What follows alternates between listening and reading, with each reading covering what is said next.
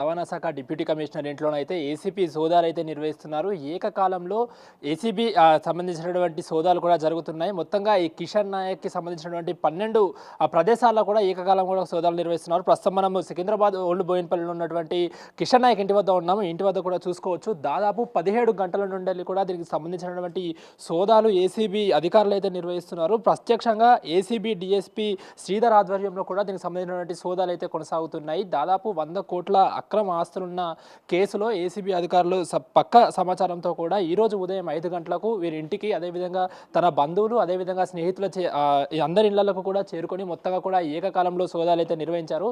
మొత్తంగా ఇప్పటి వరకు 12 కోట్ల 72 లక్షల వరకు కూడా డాక్యుమెంట్ వాల్యూ చేసేటువంటి ప్రాపర్టీస్ ఉన్నట్లు కిషన్ నాయక్ దగ్గర అక్రమంగా ఉన్నట్లు కూడా ఏసీబీ అధికారులు గుర్తించారు. దీని విలువ మార్కెట్లో దాదాపు 100 కోట్లు ఉన్నట్లు కూడా ఏసీబీ అధికారులు చెప్తున్నారు. ఇప్పటికే అటు నిజామాబాద్, హైదరాబాద్, అదేవిధంగా మహబూబ్ నగర్ సంబంధించినటువంటి అన్ని ప్రదేశాల్లో కూడా సోదాలు నిర్వహిస్తున్నారు. మొత్తంగా నిజామాబాద్లో దాదాపు 3000 గజాల ఫర్నిచర్ స్పేస్, 2 ప్లాట్ల స్వాధీనం, అదేవిధంగా నిజాంపేట్ తహసీల్దార్ పరిధిలో 31 ఎకరాల వ్యవసాయ భూమి, అందులో డ్రాగన్ ఫ్రూట్ సాగు చేస్తున్నట్టు కూడా తెలుస్తోంది. అదేవిధంగా ఇటు నిజామాబాద్ మున్సిపల్ పరిధిలో దాదాపు 10 ఎకరాల కమర్షియల్ ల్యాండ్ ఉన్నట్టు కూడా తెలుస్తోంది. ఇటు సంగారెడ్డి జిల్లాలో పాలీహౌస్, అదేవిధంగా షెడ్ కూడా ఉన్నట్టు కూడా గుర్తించారు.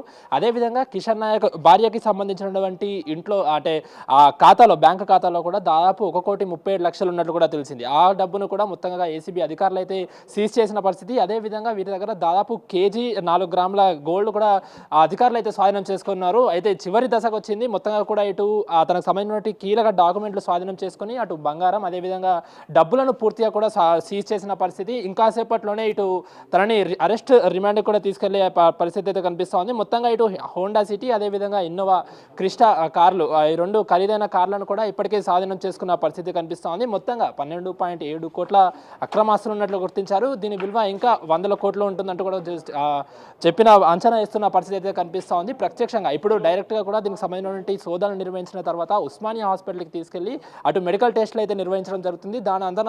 దాని తర్వాత సైదాబాద్ మేజిస్ట్రేట్ వద్ద కూడా హాజరుపరుస్తున్నట్లు కూడా తెలుస్తోంది. ఆ తర్వాత కూడా కిషన్ నాయక్ని అరెస్ట్ చేసి రిమాండ్కి తరలిస్తారంటూ కూడా చెప్తున్నారు. ఒకసారి మనం విజువల్స్లో కూడా చూసుకోవచ్చు. దాదాపు ఆ ఏసీబీ అధికారులు కూడా అందరూ దానికి సంబంధించినటువంటి సోదాలు పూర్తి చేసుకొని బయటకు వస్తున్న పరిస్థితి.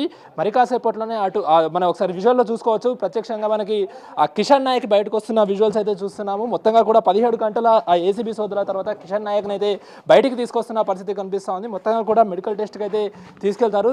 సార్ చెప్పండి, మొత్తంగా దాదాపు 12.7 కోట్లు ఉన్నాయంటూ కూడా చెప్తున్నారు అక్రమాస్తులు. అసలు ఎక్కడి నుంచి వచ్చారో దానిపైన మీ స్పందన ఏంటి సార్? ఎందుకు ఆవేశం ఎందుకు మీకు? కాదు, మొత్తంగా 100 కోట్ల వరకు ఉన్నాయంటూ కూడా చెప్తున్నారు. ఏమంటారు? ప్లీజ్ అర్థం